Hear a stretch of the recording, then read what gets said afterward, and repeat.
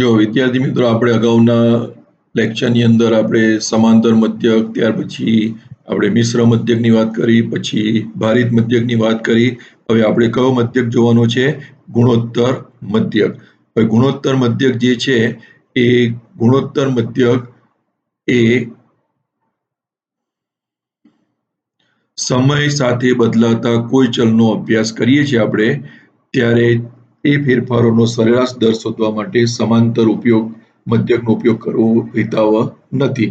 તો એ સંજોગોમાં આપણે શું છે કે સમય સાથે બદલાતા કોઈ પણ ચલનો અભ્યાસ કરવા માટે ગુણોત્તર મધ્યકનો શું થાય છે?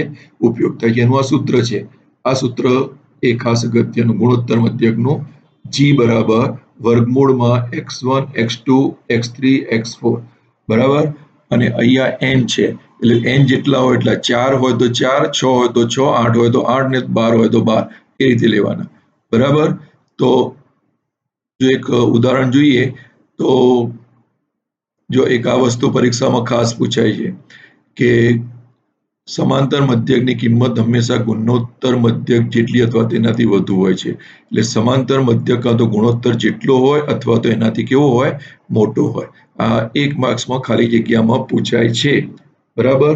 કે નીચેનામાંથી કયું વિધાન સાચું છે સમાંતર મધ્યક અને ગુણોત્તર મધ્યકના સંદર્ભમાં? તો સમાંતર મધ્યક એ ગુણોત્તર મધ્યક જેટલો હોય અથવા એનાથી મોટો હોય, પણ એનાથી નાનો હોય નહીં.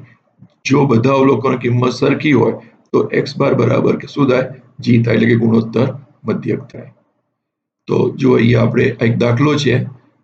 એક વસ્તીમાં 4 વર્ષમાં કેટલો 15, 18, 13 અને 20% વધારો થયો છે. વધારો થાય એટલે ટકાવારી છે, એટલે 100 ઉપર થાય. કેટલા થાય? 100 ઉપર. એટલે આપણે અહીંયા જુઓ x1 શોધવા માટે 100 વત્તા કેટલા કરવા પડે? 15. x2 100 વત્તા 18, 118 અને 13% વધે છે, એટલે x3 100 વત્તા 13, 113. અહીંયા ચોથા વર્ષે 20%, 100 વત્તા 20, 120. હવે ચારેનો શું કર્યો? ગુણાકાર વર્ગમૂળમાં. અને આ 4 છે બરાબર, x1 x2 x3 x4, એટલે અહીંયા 4 મૂક્યા વર્ગમૂળના નિશાનીની બહાર. તો અહીંયા આ ચારેનો ગુણાકાર કેલ્ક્યુલેટરની મદદથી કરી લેવાનો, અને એ જે આવે એનું વર્ગમૂળ અને એનું વર્ગમૂળ, કારણ કે અહીંયા 4 છે એટલે વર્ગમૂળનું વર્ગમૂળ. બરાબર. આ રીતે તમે વર્ગમૂળ શોધો અને અહીંયા 4 હોય તો એનો મતલબ શું સમજવાનો તમારે? કે આ જે વર્ગમૂળ શોધો, બરાબર. સમજો કે આપણે તમારી પાસે 64 છે તો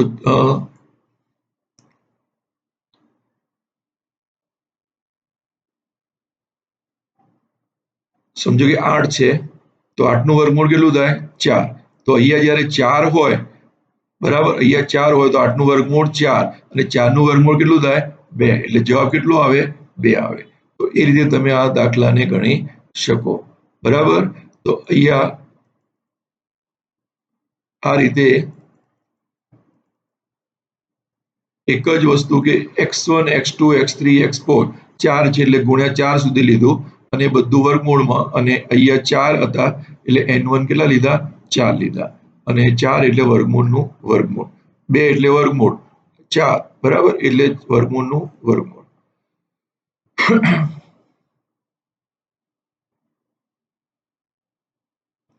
એ રીતે જો 8 નું શોધવું હોય તો વર્ગમૂળની પ્રક્રિયા કેટલી વખત લેવી પડે?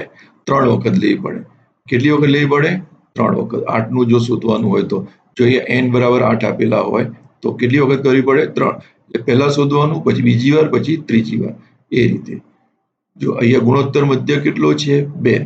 એક સંખ્યા બીજી સંખ્યાની 4 ગણી હોય તો તે સંખ્યાઓ શોધો. તો જો ધારો કે નાની સંખ્યા કેટલી છે? x1. તો એનાથી 4 ગણી હોય તો x2 કેટલી હોય? 4a. એટલે a ગુણ્યા 4a એટલે 4a નો વર્ગ. એટલે અહીંયા 2a થશે. આ ગુણોત્તર મધ્યક આપેલો છે, કેટલો છે? 2. એટલે 2 લીધો.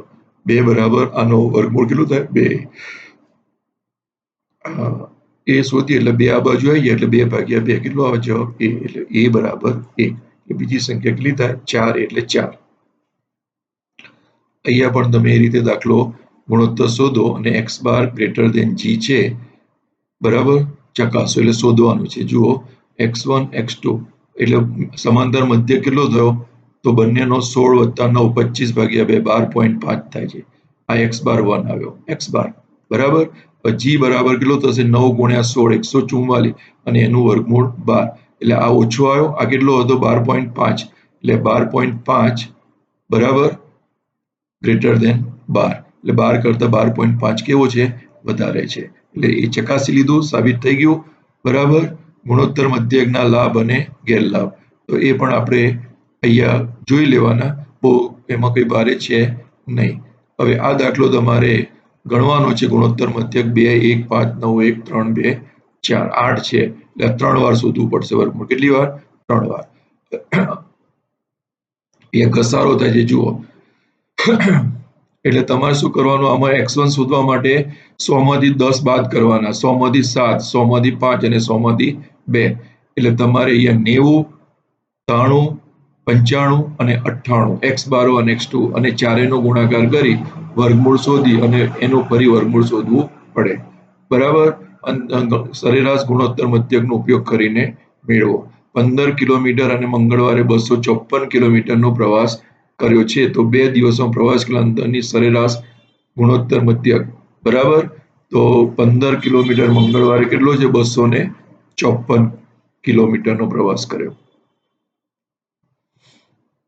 એટલે 15 ગુણ્યા 254 બરાબર વર્ગમૂળ એક જ વાર શોધવું પડશે તો એ રીતે તમે આપણે આ દાખલો ગણી શકશો તો અહીંયા આપણે આ લેક્ચર શું કરીએ છીએ પૂરું કરી 3.3 એ પણ તમારે શું કરવાનું છે ગણવાનું છે અને એને સમજવાનું છે નોટમાં બરાબર જે દાખલા આપવામાં આવે છે ગણતા રહેજો સમય હવે આપણી પાસે ઓછો છે કદાચ દિવાળી પછી સ્કૂલ ચાલુ થાય ત્યાં સુધીમાં તમારું બધું કામ પૂરું થઈ જવું જોઈએ આવજો બાય ધન્યવાદ